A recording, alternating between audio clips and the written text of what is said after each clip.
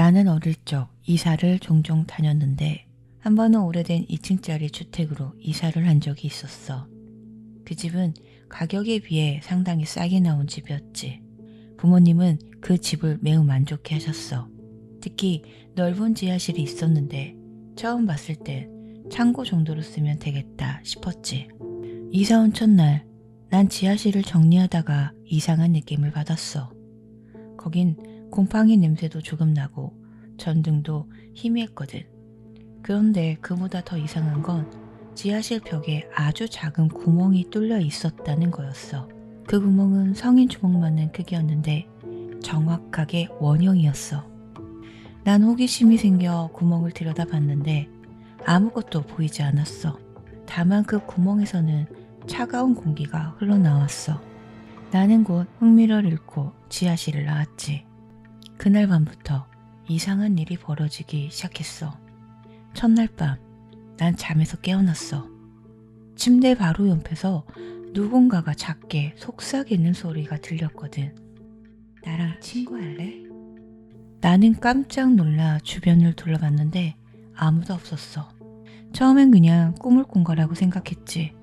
그런데 매일매일 같은 일이 반복되는 거였어. 속삭이는 목소리는 점점 더 선명해지고 있었고 어느 순간 나는 그게 꿈이 아니라는 걸 깨닫게 됐지.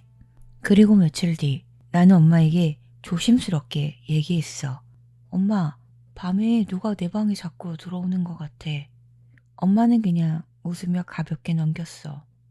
하지만 아빠는 조금 다른 대답을 해줬지. 혹시 지하실 때문 아니야? 네 방 바로 아래에 지하실 있잖아. 그 말을 듣고 난 갑자기 등골이 오싹했어. 그날 밤 난 일부러 잠에 들지 않았어. 소리가 들릴 때까지 기다렸거든. 새벽 2시쯤이었나? 다시 그 목소리가 들려왔어. 나랑 친구할래? 나 혼자야. 난 심장이 미칠 듯이 뛰었지만 용기를 내서 물었어. 너 누구야? 그러자 어둠 속에서 잠깐 정적이 흘렀고 목소리는 다시 천천히 말했어. 나 지하실에 있어. 이리로 올래?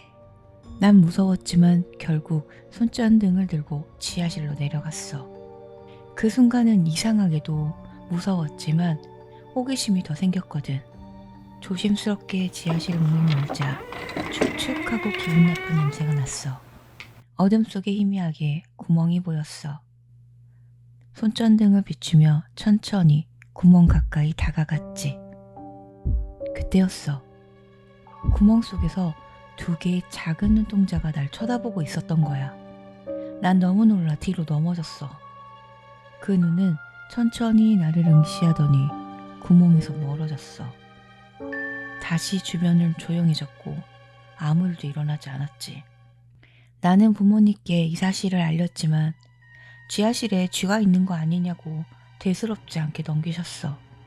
하지만 다음 날부터 상황은 더욱 이상해졌어. 집안 물건들이 자꾸 하나씩 사라지기 시작한 거야. 처음엔 장난감 하나, 그리고 양말 한 짝, 그리고 내 사진까지. 부모님은 그럴 때마다 나를 의심했지. 그런데 난 정말 아무것도 숨기지 않았거든. 난 혼자 있을 때면 자꾸 누군가 날 쳐다보고 있는 듯한 느낌을 받았어. 특히 지하실 문 근처에 있을 땐 그 시선이 더 강하게 느껴졌거든. 그리고 어느 날 밤, 난 다시 목소리를 들었어. 나랑 친구 안 해주면 네가 여기로 와야 돼. 나는 숨을 죽이고 아무 말도 하지 않았어. 그러자 지하실 쪽에서 문이 아주 천천히 열리는 소리가 들렸어. 나는 너무 무서워서 이불 속에서 나갈 수가 없었어. 복도에서 발자국 소리가 들렸어. 작은 발자국 소리가 내 방문 앞에 와서 멈췄어. 근데 그때 침대 밑에서 소리가 들렸어. 친구야, 같이 놀자. 나는 그대로 움직일 수가 없었고 아침이 될 때까지 침대 위에서 벌벌 떨고 있었어. 다음 날, 난 부모님께 이 집에서 나가고 싶다고 울면서 매달렸어. 결국 부모님도 뭔가를 느끼셨는지 집을 팔기로 결정을 하셨지. 그리고 이사를 앞둔 어느 날 아빠는 지하실 구멍을 시멘트로 메우겠다고 하셨고 나는 아빠 옆에서 그 모습을 지켜봤어. 아빠는 작업을 하기 전에 무심코 구멍 속을 들여다보신 거야. 그런데 아빠의 표정이 갑자기 굳어졌어. 이게 뭐지? 아빠는 구멍 속에서 내가 잃어버린 사진 한 장을 꺼내셨어.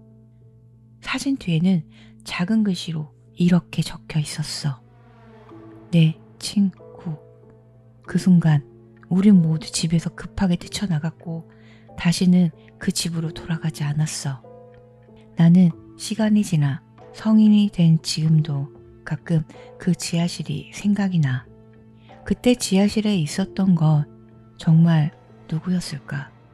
그 눈동자, 그 목소리의 주인은 정말 사람이었을까? 대체 무엇이었을까? 아직도 한밤중이면 때때로 귓가에 그 속삭임이 들리는 것 같아. 친구야, 나랑 놀자.